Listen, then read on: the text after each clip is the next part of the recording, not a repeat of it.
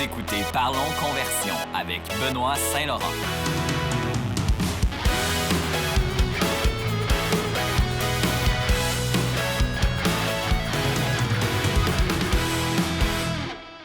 Et c'est parti pour un prochain épisode de Parlons Conversion. Je me présente, je suis votre hôte, Benoît Saint-Laurent. Je suis consultant marketing web. Je me spécialise surtout en publicité web ou stratégie médias sociaux. Aujourd'hui, à l'épisode de Parlons Conversion, on va parler de marketing business to business, du B2B marketing. Qu'est-ce que c'est? Qu'est-ce que ça mange en hiver? Avant que je me lance dans le sujet, s'il vous plaît, si vous avez quelques secondes pour nous donner un petit 5 étoiles, que ce soit sur Spotify, Apple ou YouTube, peu importe où vous nous écoutez en ce moment, s'il vous plaît, prenez quelques secondes pour nous donner un petit 5 étoiles parce qu'en fait, ça nous aide pour l'algorithme, on obtient davantage de visibilité, mais aussi, ça nous donne une petite tape dans le dos. C'est toujours le fun de voir des commentaires positifs. Je reçois beaucoup de messages privés pour me dire que vous aimez le podcast, mais pas de commentaires pas de 5 étoiles encore. Donc, oubliez pas. Merci. Mais merci pour les mots quand même. Donc, c'est ça. Lorsqu'on parle de marketing, forcément, on va penser à des stratégies qu'une entreprise va mettre en place pour vendre des produits ou des services aux consommateurs. Ça peut être, par exemple, vendre un téléphone, ça peut être vendre un T-shirt, peu importe. Mais lorsqu'on pense au milieu des affaires, entreprises aux entreprises, fait que, en fond, des entreprises qui vont desservir d'autres entreprises avec des services ou des produits X, on oublie souvent qu'il y a quand même un gros travail de marketing à faire derrière ça. Les gens ne le réalisent pas. Ça, c'est ce qu'on appelle du marketing business to business parce que tu as deux types d'entreprises. On pourrait dire, techniquement, c'est plus compliqué que ça, mais on pourrait dire qu'il y a deux types de business. Tu aurais du business to consumer, du B2C, qui est le plus commun, dans le fond, comme on parlait, vente de T-shirts, peu importe. Puis tu as du B2B, là où on s'adresse à des entreprises, business to business. Donc, lorsqu'on parle de ça, je vais vous donner un exemple, par exemple. Il y a l'Académie 2080. Salutations à mes boys de l'Académie 2080, Chris et Étienne. Ça, c'est une équipe de consultants, puis il y a d'autres personnes aussi, mais c'est une équipe de consultants qui aide les entreprises dans diverses problématiques, là, comme par exemple la gestion des stocks, la mesure des processus dans une entreprise, cartographie, etc. Un paquet de trucs. Puis ça, ces consultants-là, veulent pas, ils ont des cours en ligne, ils ont tout leur business model de préparer.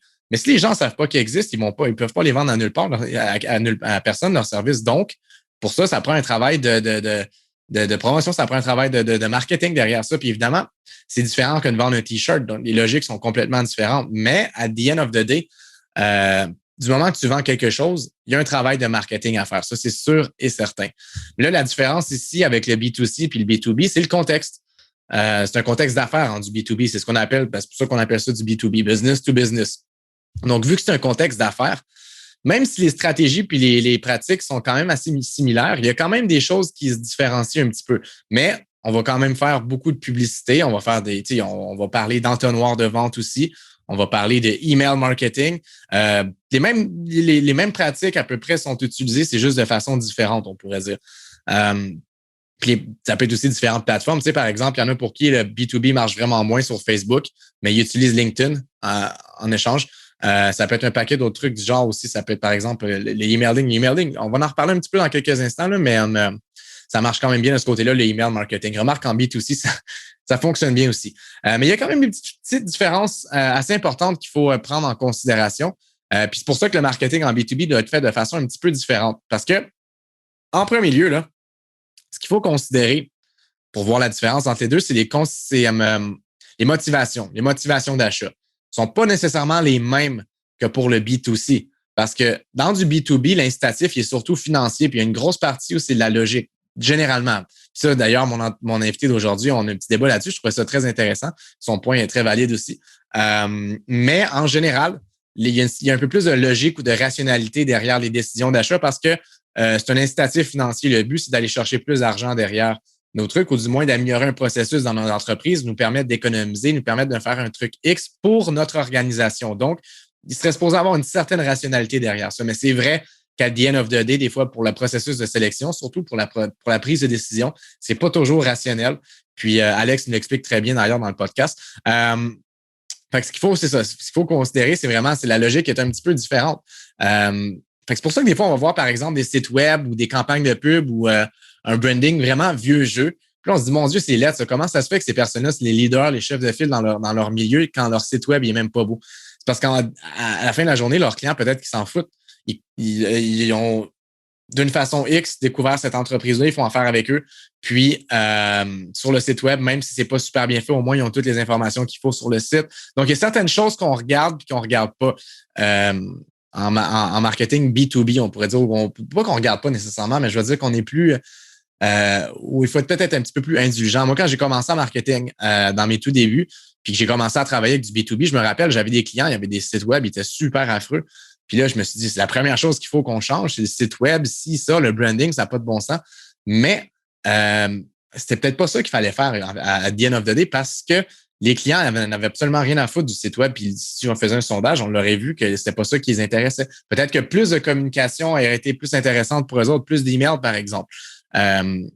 Donc, c'est ça dépend vraiment, ça varie, mais vous allez voir, dans le B2B, ça peut être assez spécial parce que même ceux qui sont chefs de file, des fois, ils n'ont pas tout le temps un marketing très, très à jour, on pourrait dire. C'est jour, sauf que ça peut fonctionner quand même bien parce que ça répond aux besoins des gens tout de même. Puis l'offre, c'est pas nécessairement le site web non plus. Encore une fois, comme je le dis, il est supposé avoir un certain degré de rationalité un petit peu plus élevé en B2B pour les prises de décision.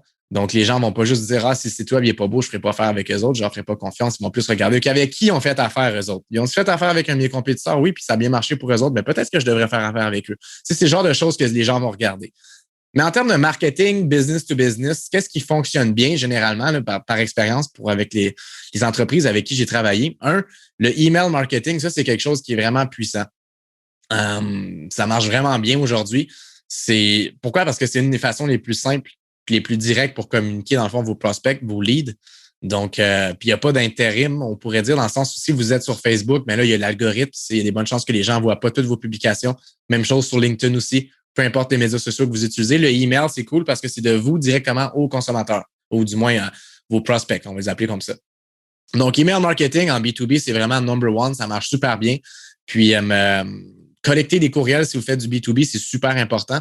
Il y en a d'ailleurs qui vont, par exemple, dans des foires ou des expositions. C'est quelque chose qui est gros. Puis ça, d'ailleurs, c'est mon deuxième point. Ce qui marche beaucoup en marketing business to business, apparemment, c'est les foires. Mais encore là, ça dépend vraiment de votre industrie parce que surtout en ce moment avec le COVID, c'est sûr qu'il n'y a pas vraiment de foires. Mais en général, les foires, c'est quelque chose qui marche quand même bien, sauf que c'est assez cher. Hein? Pour participer à des foires, j'ai des clients qui payent je me rappelle, des méchants gros montants juste pour avoir de la visibilité là puis avoir leur boot. Par contre, lors des foires, c'est intéressant parce que vous pouvez aller chercher un paquet de courriels, puis après ça, vous pouvez les rentrer dans votre funnel. Donc, si vous allez là avec un bon planning, ça peut être définitivement rentable pour vous.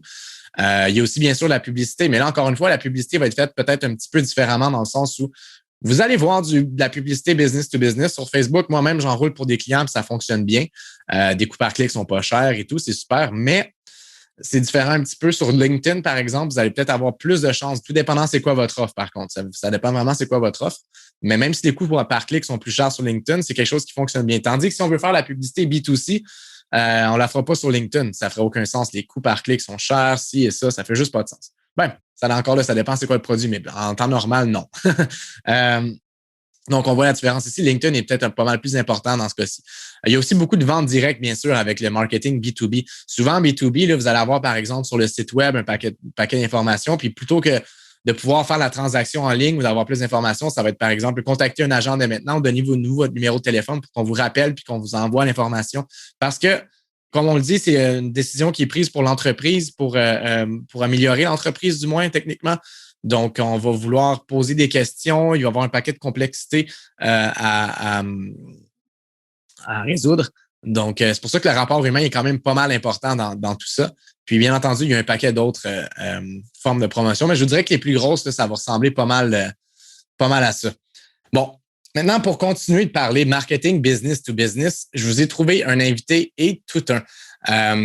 Il est connu dans le monde des affaires pas mal, beaucoup à Montréal. Alexandre Vanier, c'est lui qui est un des fondateurs, en fait, de Poche et Fils. Poche et Fils qu'on connaît bien, là, l'entreprise où on a un paquet les fameux t-shirts avec les poches sont passés à l'œil du dragon, un paquet de contenu viral sur les médias sociaux, un vrai succès québécois. Puis Alex, dans le fond, c'est un des gars qui était derrière ça. Mais aujourd'hui, Alex, c'est un associé de B2B Quotes. C'est ça qu'on va parler aujourd'hui. Puis c'est même une plateforme que j'utilise moi aussi, B2B Quotes en passant. C'est super cool. Puis ça, c'est du vrai B2B. Là. Fait que ce qui est cool avec Alex, ça, ce qui est vraiment le fun, c'est qu'il a un bon background parce que lui, il a fait beaucoup de B2C, il sait exactement comment ça fonctionne. Puis là, il est dans le B2B. Lui, il est capable de me dire vraiment c'est quoi la différence entre les deux, qu'est-ce qui se ressemble, puis qu'est-ce qu'il faut faire et ne pas faire dans ces disciplines-là. Donc, vraiment une super bonne entrevue. Alex, un gars, il a une bonne tête sur les épaules. Il y a beaucoup de golden nuggets aujourd'hui. Si vous travaillez en B2B, je vous suggère fortement d'écouter l'entrevue. Puis c'est ça, Alex, c'est un des fondateurs de B2B Quotes. B2B Quotes, OK, ce que c'est, juste pour vous expliquer une petite mise en contexte avant que je jump sur l'entrevue. C'est une plateforme en ligne où, dans le fond, il y a du monde comme moi, des fournisseurs de services qui vont s'inscrire. Et mettons que vous avez une entreprise, puis vous voulez chercher un fournisseur, mais vous ne savez pas où aller, mais vous en voulez un qualifié. Bien là, ce qui est cool avec la plateforme, c'est qu'il y a un paquet de fournisseurs, puis ils sont capables de vous diriger vers les bons fournisseurs. Fait que les autres, la plateforme, c'est un peu l'intérim entre fournisseurs et les entreprises qui ont besoin d'aide pour des services X. Comme par exemple, moi, c'est pour du marketing web. Donc, faites des rencontres super intéressantes là-dessus. C'est une entreprise qui a définitivement le vent dans les voiles présentement. Beaucoup de nouvelles choses qui s'en viennent. Alex va nous parler de ça aujourd'hui, puis bien sûr, il va nous parler de marketing business to business. Un parcours incroyable. Je vous laisse là-dessus. Bonne écoute. Aujourd'hui, pour nous parler de marketing business to business, j'ai un super bon invité. Ce qu'on appelle ça un serial entrepreneur. C'est à connotation beaucoup plus positive qu'un serial killer, by the way. Alex Vanier, bonjour, comment ça va? Ça va très bien, Benoît, et toi? Ça va super bien. Écoutez, mesdames et messieurs, Alex, il a fondé un des fondateurs de Poche et Fils. Il est aussi associé CTO de B2B Quotes. C'est l'entreprise sur laquelle on va parler aujourd'hui. Puis en plus de ça, tu es aussi fondateur de Plan.com. C'est bien ça? Exact. Je suis un premier investisseur puis un des membres fondateurs de la startup aussi. C'est à peu près. Bienvenue au podcast, mon Alex. Merci beaucoup. Ça fait longtemps qu'on ne s'est pas parlé. En fait, pour ceux qui ne savent pas, qui nous écoutent, moi et Alex, on se connaît depuis quelques années. Puis avant que je parte de la Thaïlande pour faire mon trip de nomade digital, Alex m'avait donné ce super chandail-là que j'ai encore aujourd'hui, chandail Poche et Fils avec les autres gars de Poche et Fils que je salue aussi en passant. Alex, on va parler aujourd'hui de B2B. Premièrement, pour les gens qui ne savent pas c'est quoi un serial entrepreneur, est-ce que tu pourrais nous expliquer un petit peu c'est quoi?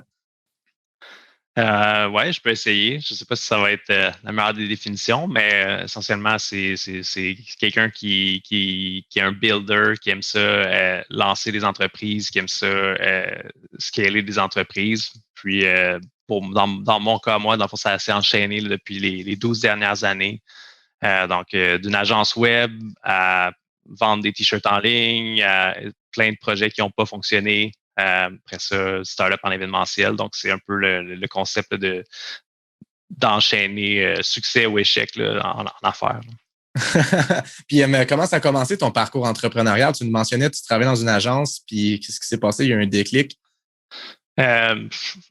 Initialement, ça a parti de ma première entreprise, si on veut, c'était dans le fond des services de photographie. Fait que ça a parti vraiment de loin. Oh oui. Puis c'est à ce moment-là où j'ai commencé j'ai travaillé pour moi-même pour la première fois, si on veut. Ça fait près de 13 ans de ça. Puis après avoir goûté à, dans le fond, un peu la liberté puis la flexibilité de pouvoir choisir sur quoi, quand est-ce que tu veux travailler, sur quoi tu veux travailler, puis que ça te ramène du revenu, puis que tu n'as pas de boss, puis que c'est un peu ce freedom-là. Ça m'avait vraiment comme accroché. Fait que j'ai converti ça après ça avec mes études dans une agence web que j'ai lancé ma propre agence web pour faire mon stage du cégep. Je m'étais incorporé pour travailler pour moi-même à la place d'aller travailler pour quelqu'un d'autre. Ça, c'est la première fois que j'entends ça. Wow! Ouais. Fait que finalement, c'est là que j'ai vraiment eu, mettons, ma vraie première expérience parce que là, pour que mon stage soit validé, il fallait absolument que je fasse des vrais projets puis que j'ai de l'expérience réelle parce qu'on se faisait assess par les profs. Et que moi, je m'étais incorporé. C'est un peu sketch dans le temps, mais ça a fini par bien fonctionner parce qu'à la place d'être pas payé pour mon stage dans l'entreprise du cégep, j'avais fait pas loin de 10 000 en 3 mois en trouvant des clients, en partant de rien. Fait que j'ai appris à monter une business à ce moment-là, un peu, c'est quoi que ça impliquait, les incorporations, puis après ça, trouver des clients, signer des contrats. Puis j'ai commencé à travailler là-dedans.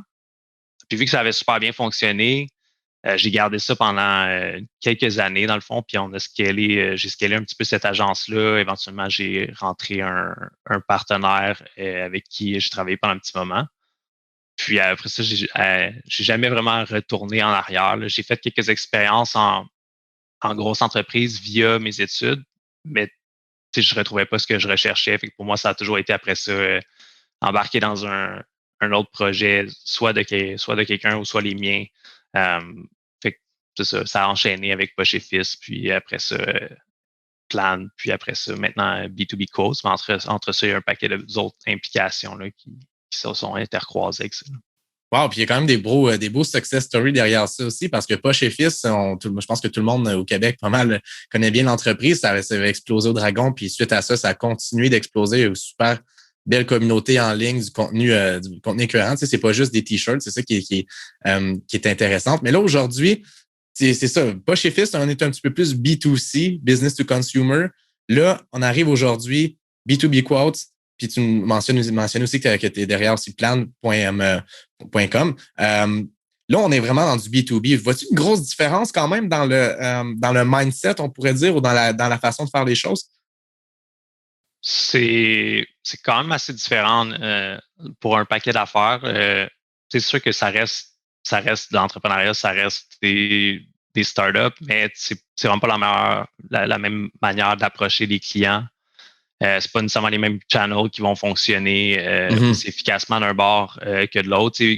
Poche et Fils, honnêtement, il y avait beaucoup de poids qui reposait sur le marketing un peu plus viral, puis tout ce qui était la game d'influenceurs, les médias sociaux, tout ça, ça a vraiment énormément de pouvoir en B2C versus en B2B, ça en a. C'est pas nécessairement à enlever complètement de la stratégie, sauf que tout ce qui est un petit peu plus de la vente directe, ça a encore une grosse place. Du outbound, du cold call. C'est encore une réalité qui fonctionne beaucoup. Sinon, les paid ads, Facebook ads, Google AdWords, ça, dans les deux côtés, c'est important. Mais je te dirais que, en tout cas, le bundle niveau B2B est vraiment différent. Les sales cycles sont un petit peu plus longs. Ça ne sera pas le même ton. Fait que oui, il y a définitivement des grosses différences entre les deux. On pourra en parler un peu On va en plus, parler définitivement. Mais dis-moi donc, B2B Quotes, ça a commencé avant que tu embarques un peu. C'est ça que tu m'expliquais tantôt. Il y avait quand même déjà un petit peu, puis quand tu es arrivé après ça, c'est different game, different story. Donc, explique-nous qu'est-ce qui s'est passé. Comment tu as rencontré en fait ton partner? J'ai rencontré Matt au Startup Fest il y a quelques années. Je connaissais de nom, je le connaissais de visage, vu qu'il m'avait déjà contacté via justement des messages automatisés sur LinkedIn pour essayer de vendre ses services. Nice. Puis, c'est ça, on s'était croisés au Startup Fest. Ça avait cliqué comme instantanément entre nous. Puis, mais à ce moment-là, j'étais encore chez Poche et Fils. C'était genre vers la fin de mon implication, le temps plein là-bas. Mais on a gardé contact pendant 3 ans. On se parlait régulièrement de nos projets, un peu nos challenges d'affaires. Puis ça a tranquillement déboulé vers, mettons, l'opportunité que je rejoigne l'équipe. Mais oui, la compagnie existait depuis 2017. C'est Okay. Mathieu qui avait lancé ça avec un de ses bons amis, Michel Jourdouin, qui a une compagnie qui s'appelle Soumission Rénovation / Reno Quotes, qui est très similaire au modèle initial de B2B Quotes. Puis il avait basically juste copié la plateforme, lancé ça un peu comme une lifestyle business là, qu'on appelle. Là. Fait que c'est une compagnie, dans le fond, un peu plus suivant le modèle d'une PME standard. Donc, au début, il n'était pas temps plein. C'était comme un peu plus un side business. Ils ont vraiment monté ça assez tranquillement. Ils ont roulé 2 ans et demi environ où il y avait un certain succès. Puis, ils ont fait beaucoup de tests, essayé des manières de vendre, des petites variations sur le modèle d'affaires, mais c'est vraiment, dans le fond, de l'année dernière que ça l'a vraiment changé, en partie grâce au COVID, au fait que Mathieu il a toujours voulu faire un one-stop shop pour toutes les business needs, tous les services aux entreprises, mais pas nécessairement le moyen de ses ambitions parce que son équipe, il manquait certaines pièces, il manquait une composante d'un partner tech. Ouais, il manquait un Alex. Puis aussi, un peu juste la petite switch, l'équipe était déjà bonne, mais il n'y avait pas nécessairement le chemin était moins bien tracé pour eux. Fait que quand je suis rentré, c'était un peu avec ce mandat-là de switcher le modèle qu'on était pour rentrer vraiment dans un startup mindset, passer d'une compagnie un peu plus de services, de vente de leads à une compagnie un petit peu plus tech, là, plus traditionnelle. Fait que ça, allié avec un peu tout le reste, ça a fait qu'on a vraiment trigger une assez bonne croissance. En 1 an et demi, on est passé de 30 à 200 000 de revenus mensuels, de 5 à 50 employés, puis un paquet d'autres choses qui se sont passées entre-temps. Mais c'est ça. C'est un peu ça le est-ce que les dragons, parce que l'entreprise est allée au dragon, est-ce que c'était après Alex ou pendant Alex? C'était pré-Alex. C'est ça, hein? Ouais. Je suis un bon... dans l'ombre un peu, je commence à être un bon vétéran des dragons là, avec Poche et Fils. Planned aussi, à ce moment-là, ça s'appelait Enter. Et les deux co-founders principaux ont été pendant que j'étais là. B2B Quotes, puis je suis aussi investisseur partner chez Mocha Toutou Musical, qui c'est pas juste pour enfants, là, qu'ils sont passés l'année dernière. Puis je suis comme les gens là-bas qui font le screening, ils doivent être tannés de me voir dans les noms des partners. Ouais, mais peut-être que dans une couple d'années, par contre, tu vas être assis. Tu vas être un des dragons, who knows? Moi, je pense que c'est ma prédiction pour les prochaines années. Je pense que définitivement, ça a l'air de s'enligner vers ça. Là, présentement, avec B2B Quotes, tu es CTO. En fait, tu me disais tantôt avant notre enregistrement, tu fais quand même pas mal de trucs, mais techniquement, ton rôle, c'est CTO pour Chief Technical Operation. Ouais. Chief Technical. J'ai fait surfer ce matin, je suis un petit peu fatigué. Explique-nous ça, ouais. Mais en fait, ouais, en français, c'est peut être directeur des technologies. C'est ça. Puis c'est une startup. Dans une compagnie comme en démarrage, surtout avec une croissance rapide comme ça, tu te mets un peu où les besoins sont. Fait que je suis rentré puis j'ai rejoint Matt pour être tech et produit. Fait que produit, c'est plus le volet feature, puis qu'est-ce qu'on développe, puis le volet technical officer, c'est plus comment on le fait, c'est quoi les technologies, c'est quoi un peu plus engineering.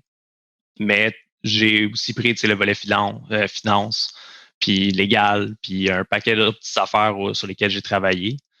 Mais mettons qu'on revient à mon core, c'est ça fait que le directeur des technologies / produit dans une startup, dans une compagnie comme la nôtre, c'est beaucoup d'établir c'est quoi la vision, vers où la compagnie et les services / le produit qui est offert va évoluer. Donc, avoir un petit peu ce roadmap-là, puis d'être comme un peu d'être à l'écoute du marché, des compétiteurs, puis de tout le feedback qu'on récolte de nos clients pour essayer de trouver c'est quoi la prochaine feature qu'on peut développer qui va le plus faire avancer, mettons, notre compagnie sur le jeu de la startup, le jeu de l'entreprise. Fait que c'est un petit peu ça. Puis après ça, mettons plus concrètement, ben ça va être d'aider à scoper les différentes features, de supporter l'équipe de dev. Ça va être de faire du développement. Ça fait que des fois, je descends, je fais beaucoup de tâches qui sont encore assez hands-on. Donc, c'est un petit peu ça, mettons, mon rôle en général, là, c'est d'oversee l'équipe de dev, de produits, puis de s'assurer à ce que cette culture-là aussi de produits s'applique au reste de l'entreprise. Parce que le produit, c'est pas juste la tech, c'est un peu tout ce qu'on offre, qui qu'on est. Donc, s'assurer que ça soit consistant et qu'on évolue vers la bonne direction. Puis, je pense que ça devrait bien se passer. Là. On a plein de trucs excitants qui s'en viennent, là, dont un rebrand complet, on change de nom, on change de site, on a refait la plateforme. Donc, le prochain mois risque d'être assez mouvementé. C'est des gros projets là, qui arrivent vers leur fin et qui vont avoir un impact vraiment majeur pour la compagnie. Ah, c'est génial ça. Puis quand tu parles de rebranding, tu parles vraiment là, de restructuration complète du modèle d'affaires ou es-tu capable de nous en dire un petit peu? Dis-nous ce que tu peux dire. Je peux en parler un peu. Oui, il va y avoir des changements un peu au modèle.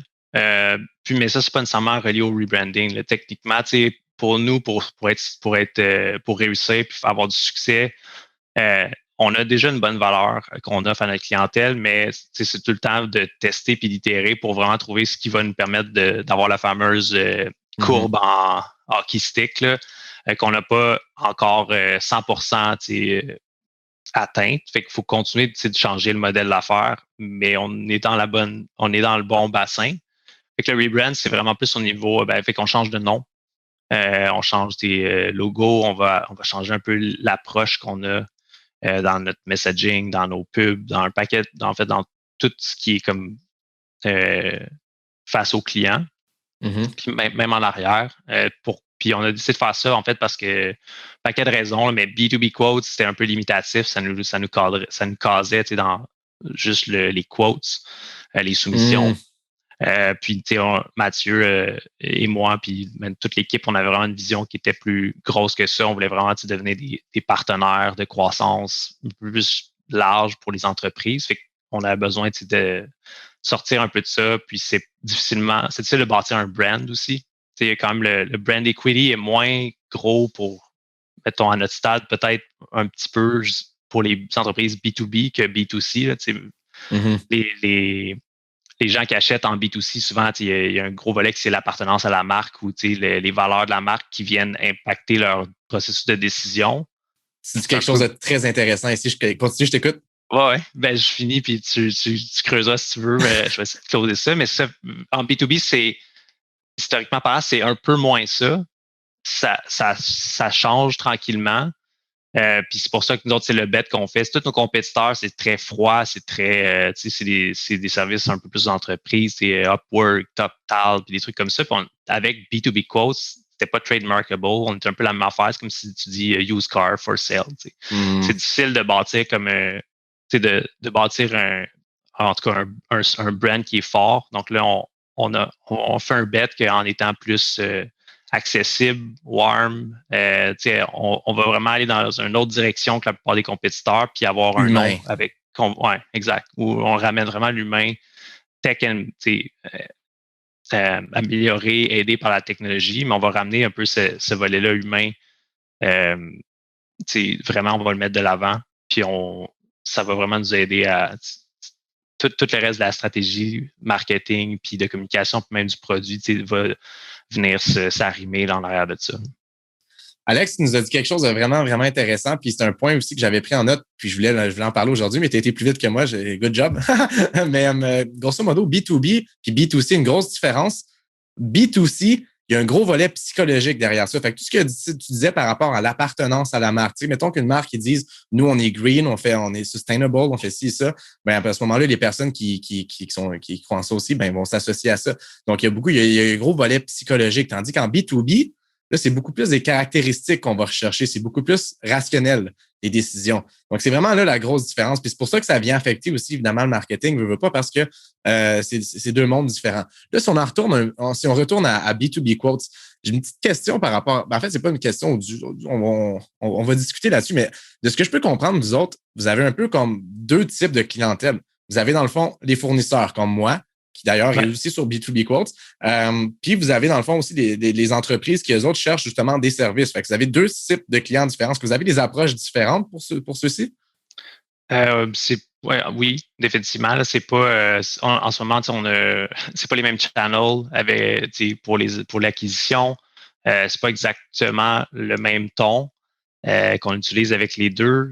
C'est pas le même value, c'est pas la même proposition de valeur qu'on leur offre. Fait que sont un peu traités différemment, mais là, vers où on veut s'en aller, c'est de s'assurer qu'on soit vraiment consistant entre les deux. Okay. Puis, je reviendrai sur ce que tu as dit. Je ne sais pas si c'est plus rationnel en B2B nécessairement. C'est plus factuel pour sûr. Les gens, je dirais genre transactionnel peut-être, dans le sens que faut que la valeur comme monétaire ou de gain de temps ou faut que ça soit vraiment plus mis de l'avant dans les messages. Traditionnellement, c'est beaucoup, beaucoup, beaucoup ça dans ce qui est B2B. Par contre, est-ce que c'est vraiment rationnel de faire ça? Peut-être pas. Ouais, je pense que tu as un point. C'est le bet qu'on fait en ce moment avec le rebrand. On va quand même, on n'est pas, je veux dire, on va pas changer d'un bord complètement à l'autre, mais c'est de se dire, il y a une tendance dans les dernières années que les plus jeunes leaders, les compagnies tech, il y a beaucoup de compagnies qui commencent à un peu s'attribuer des trucs qui normalement étaient un peu plus à l'individu, fait que être green puis un paquet de trucs comme ça, ben maintenant beaucoup de compagnies veulent travailler avec des compagnies green. Tu disais que en B2C, le customer s'associe vraiment comme aux marques qui sont proches de leurs valeurs, mais ça s'en vient un peu de plus en plus au niveau business to business as well. Fait que les gestionnaires, les décideurs, de plus en plus vont apporter de l'importance à travailler avec des gens qui, au-delà de leur offrir la meilleure, le prix le moins cher, le plus de valeur, ben, ils vont vouloir travailler avec des gens et des compagnies qui vont aussi s'arrimer et être proches de leur valeur d'entreprise. Fait que ça change un tout petit peu. Puis nous, on va vraiment essayer d'aller se placer là, justement, en descendant une coupe de notch, là, le sales pitch business, puis en ramenant un petit peu plus l'aspect humain, même au niveau de l'entreprise. On s'en reparlera dans quelques mois si c'est un bon bet. Mais on n'a pas fait ça sur un coup de tête nécessairement. Là, c'est vraiment. Ça, je t'amène la petite nuance. C'est peut-être pas toujours rationnel parce que techniquement, si tu te bases seulement sur les chiffres puis le gain de valeur direct, ben, peut-être que tu laisses de côté le fit. Est-ce que c'est vraiment le bon fit pour toi? Est-ce que c'est vraiment c'est sur le long terme? Est-ce que ça va être vraiment la meilleure affaire pour toi? Puis ça va être la solution, la compagnie ou le freelance dans ton cas qui va vraiment pouvoir le mieux m'accompagner. Puis ça, souvent, c'est pas déterminé par le prix que tu charges ou le taux horaire ou, mettons, rien de tout ça. Là, ça va un peu plus loin que ça. Techniquement, tu travailles avec des business. Puis au niveau de B2B Quotes, au niveau des fournisseurs, par exemple, quel type d'entreprises vont surtout soumissionner ou du moins s'inscrire sur la plateforme? On a un peu de tout. Nous, notre core, c'est vraiment les agences. Fait qu'on a 80% que c'est des agences, 20% que c'est des freelancers. C'est pas nécessairement par choix, c'est juste qu'on veut vraiment, on a un gros processus de qualification au niveau là, des fournisseurs qu'on onboard sur notre plateforme parce qu'on a une promesse de qualité des deux côtés, autant au niveau des projets qu'on active, mais aussi des fournisseurs qui sont dans notre réseau. Fait c'est plus difficile, mettons, de valider un nouveau freelancer qui est dans son sous-sol, qui n'a pas nécessairement de preuve sociale. C'est un petit peu plus difficile. On ne voulait pas devenir non plus pareil comme Upwork ou Freelancer ou Pige Québec ou des trucs comme ça. On voulait vraiment on voulait être le meilleur endroit où tu peux aller chercher des partenaires d'affaires, business to business. Fait que souvent, c'est plus des agences qui peuvent être une solution 360 ou des gens spécialisés comme toi dans certains créneaux. Fait qu'on a un peu de tout. Je te dirais, là, on a des freelances dans une soixantaine de services, des petites agences, des agences moyennes. La seule chose qu'on a un peu moins, c'est des agences de 300-400 personnes, là, les Sidley de ce monde se retrouvent moins sur notre plateforme parce que eux, c'est vraiment plus du word to mouth, puis c'est plus eux qui sélectionnent leurs projets. N'importe quelle agence en croissance ou fournisseur de services en croissance, web, marketing, développement web, principalement, mais on a ERP, on a les services TI, on a comptabilité, on a un paquet d'autres services qui sont comme un petit peu moins poussés, mais c'est ça. On a un bon mix en ce moment. On essaie de raffiner un peu le targeting à ce niveau-là. Moi, excuse-moi, je t'écoute. Vas-y. Non, c'est bon. Mais non, c'est ça, j'allais demander aussi au niveau des clients.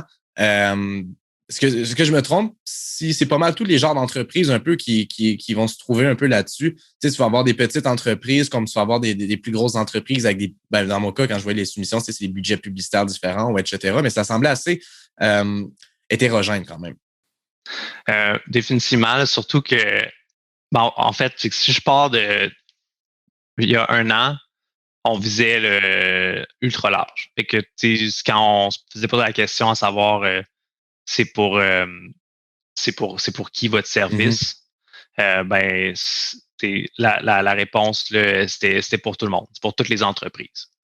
Puis la réalité, c'est que c'est vrai. On a de la valeur, on a une proposition de valeur qui est adaptable puis qui peut être autant pour le solopreneur que la petite PME du coin, que pour des medium-sized companies, puis même au niveau enterprise, là, fait que les grosses compagnies, on peut aussi venir vraiment leur apporter de la valeur puis les aider à accélérer leur processus. Ce qu'on a fait dans la dernière année, c'est qu'on a essayé de resserrer un petit peu plus notre focus pour mieux desservir un certain bassin, si tu veux, de clientèle. Donc là, vraiment, on a 2 corps. On va dire qu'on on a réduit de super, super large à un petit peu moins. Puis qu'on essaie de focusser avec nos efforts outbound, puis avec nos efforts outbound, c'est les cold calls, les appels, on va dire de notre force de vente, on focus sur des entreprises de taille moyenne. Fait que 50 à 100 employés, c'est peut-être le sweet spot où on est rendu en ce moment parce que ils ont beaucoup de projets par année. Ils ont des projets plus complexes et des plus gros budgets. Puis de l'autre côté, on balance avec du volume puis des plus petits projets qu'on on va dire ça va être plus solopreneur, on s'en éloigne un petit peu, mais on va dire le 2 à 10 employés. Là, on a vraiment aussi une belle offre de service. On n'a pas la même acquisition pour les deux. C'est pas nécessairement les mêmes fournisseurs qui vont parler à un et l'autre, là, mais c'est ça. Au niveau des industries, on a un peu de tout. Mais les plus grosses, en ce moment, healthcare a vraiment explosé avec le COVID. Retail, ça a toujours été notre plus gros segment parce que notre spécialité, c'est le web, c'est le marketing.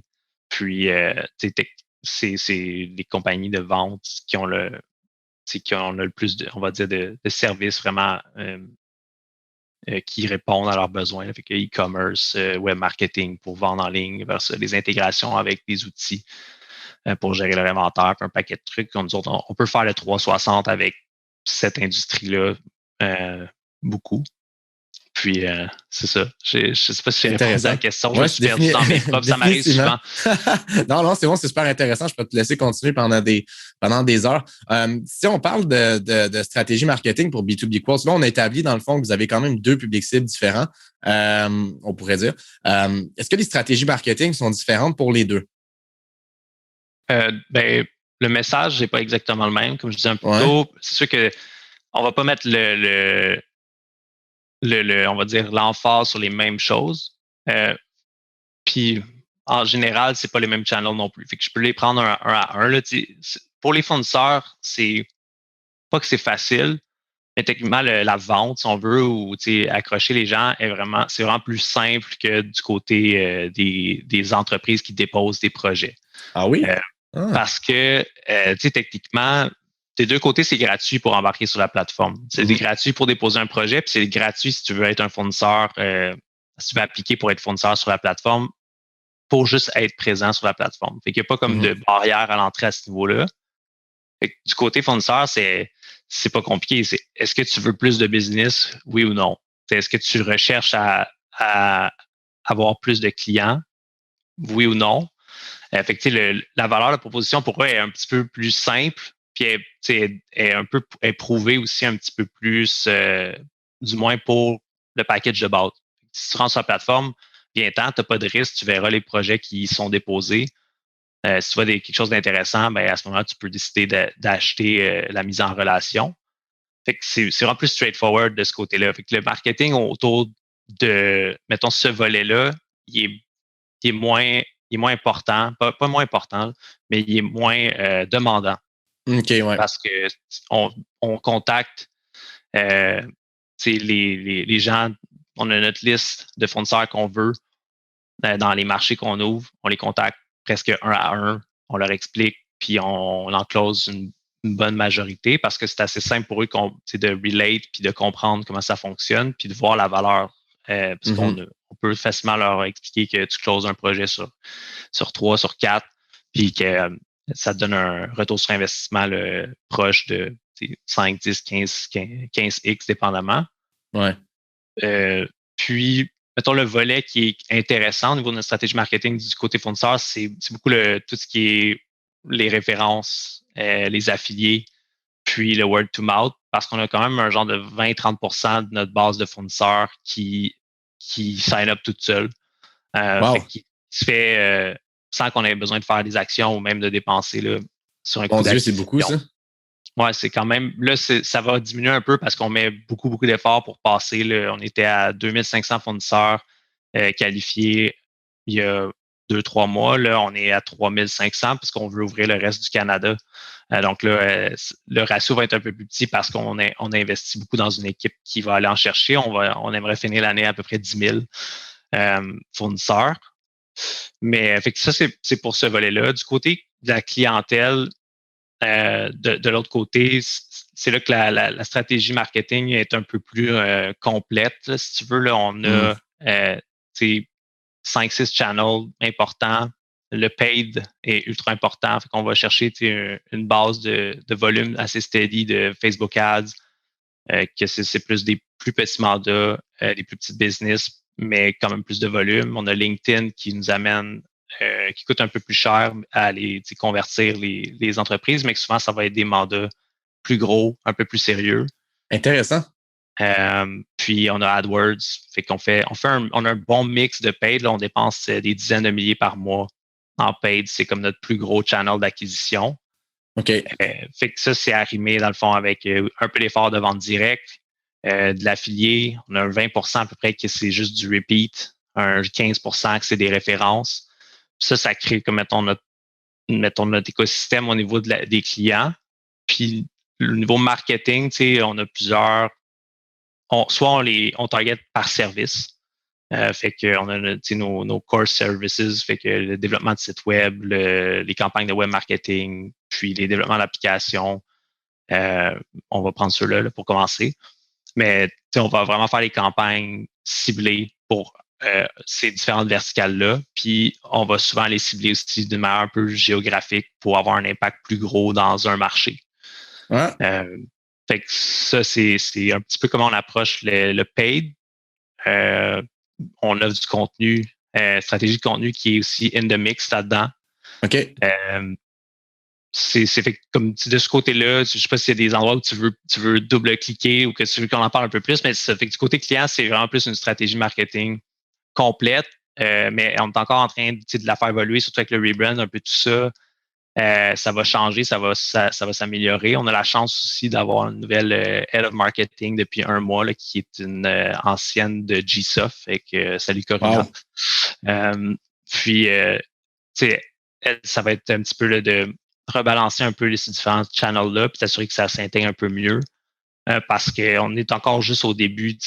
On a des bonnes performances, on a des bons economics, mais on fait pas encore beaucoup de trucs au niveau email marketing, par exemple.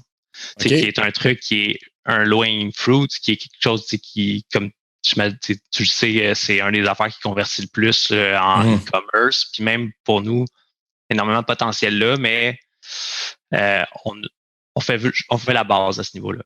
On n'a pas des séquences, des drips comme j'avais avec Planned ou avec Poche et Fils, où comme vraiment on se fait des chemins puis des scénarios d'envoi de contenu récurrent puis vraiment tailored pour les différents utilisateurs. C'est un petit peu plus straightforward, on en a.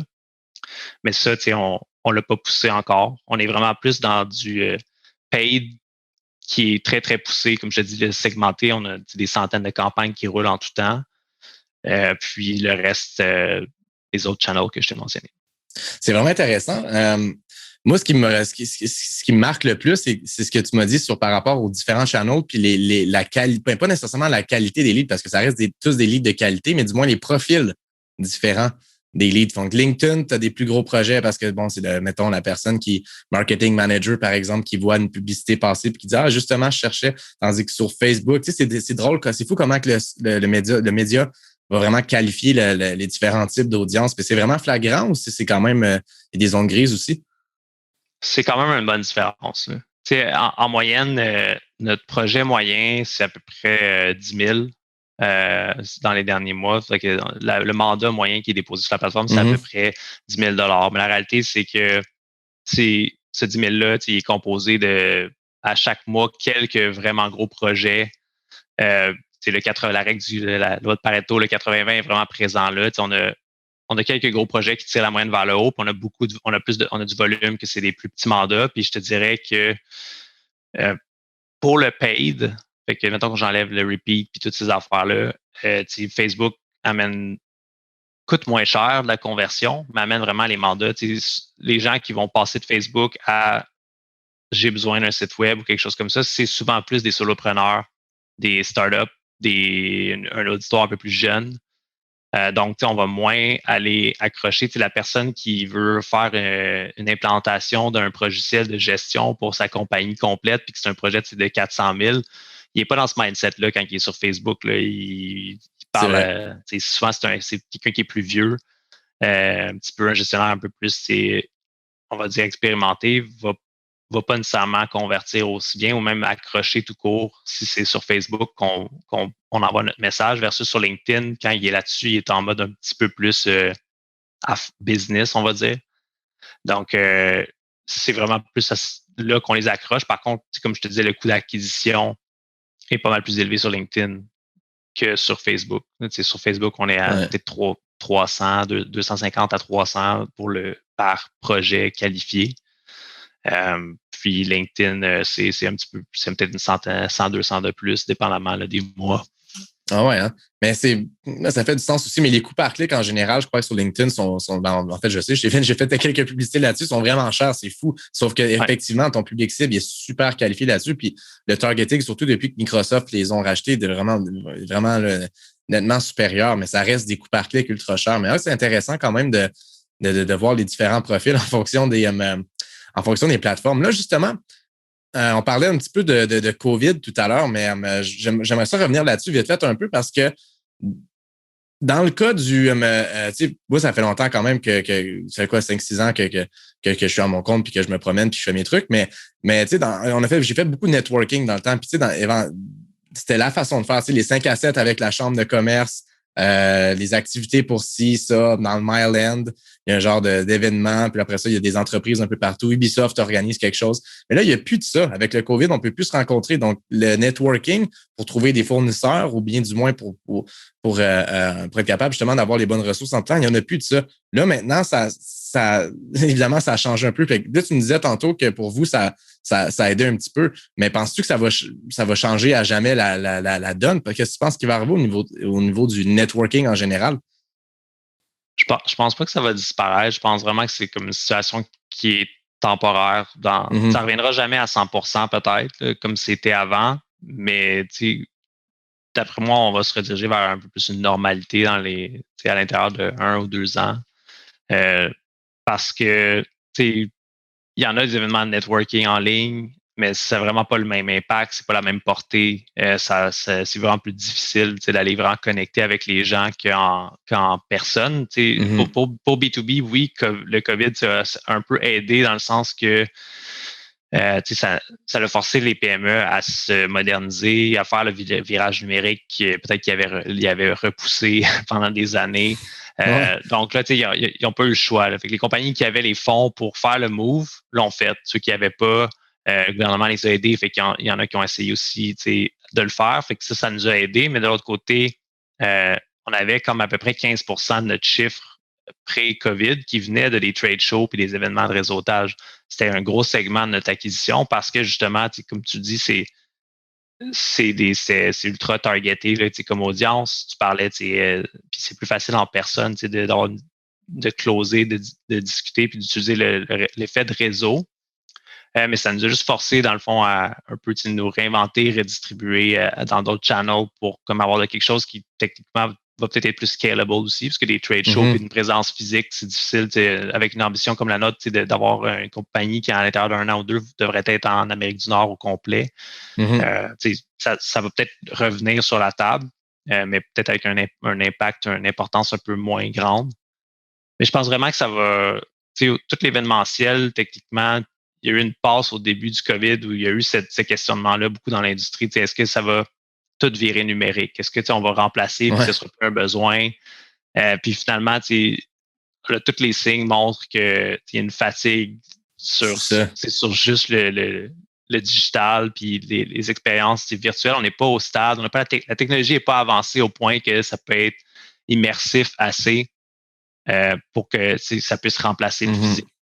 Je pense vraiment que déjà, dès que les mesures vont se resserrer, il y a une volonté de réouvrir un petit peu les événements du networking. Peut-être que ça va être des plus petits comités, ça va être les règles vont être un peu différentes, mais je suis vraiment confiant. D'après moi, ça va revenir progressivement vers quelque chose de pas trop loin de ce qu'on avait dans le passé. Puis entre les deux, ça risque d'être un peu du hybride.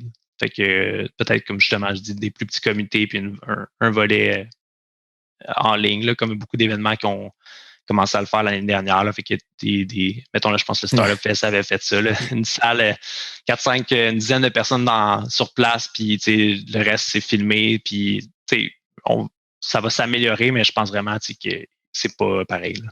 Effectivement, il y a quelque chose avec le fait de rencontrer quelqu'un qui est différent. Mais d'un autre côté, par contre, moi, je pensais, mettons, des personnes qui avant allaient participer. Tu sais, des fois, j'allais à certains 5 à 7, puis tu parles à un des amis, puis comment je veux vraiment pas être là, mais mon boss, il me force à être là parce que faut qu'on trouve ci, ça, tes fournisseurs, puis tu sais, faut qu'on reste là. Je l'entendais souvent, celle-là, mais là, aujourd'hui, tu sais, on est sur la plateforme, tu peux trouver pas mal tout ce que tu veux. Je veux dire, ça pousse quand même à repenser les choses. Pour les personnes qui se fiaient avant sur le 5 à 7 puis qui aujourd'hui, ils vont, mettons, sur B2B Courts, penses-tu qu'il y en a qui vont délaisser les 5 à 7 peut-être pour éventuellement juste se concentrer là-dessus puis au pire faire leur propre truc à eux plutôt que d'aller dans les traditionnels 5 à 7? Je sais pas. Qu'est-ce que tu penses de ça, toi? Je sais, c'est pas. Je pense que ça fait beaucoup de sens. Je sais pas comment ça va se matérialiser. Peut-être que l'aspect vente transactionnelle dans les événements, dans les 5 à 7 va être réduit.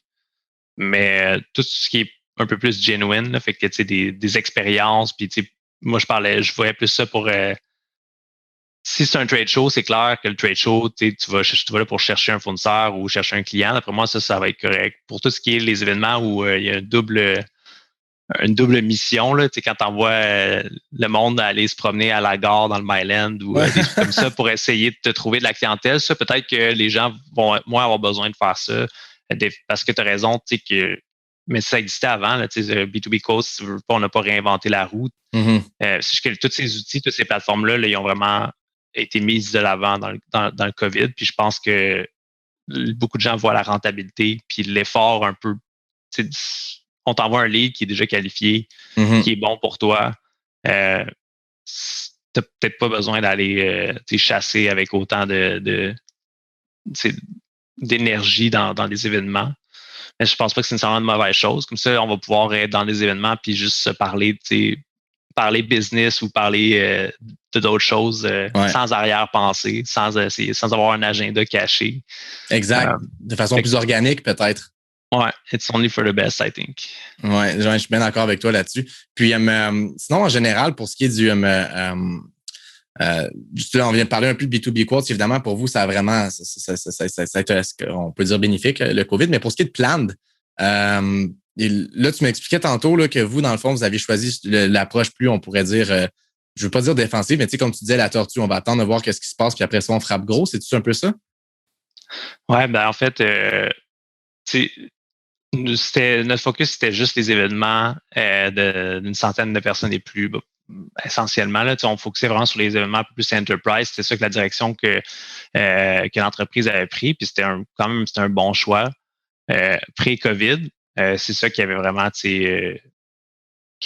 vraiment sécurisé un peu le modèle d'affaires de l'entreprise. Mais ouais, on a perdu presque 100% peut-être pas 100%, mais on a perdu la majorité du revenu du jour au lendemain. Puis dans l'industrie, il y a comme des compagnies dans l'événementiel qui ont décidé de tout prendre leurs fonds, leurs efforts, puis de rediriger ça vers le virtuel après, dans les débuts de la pandémie.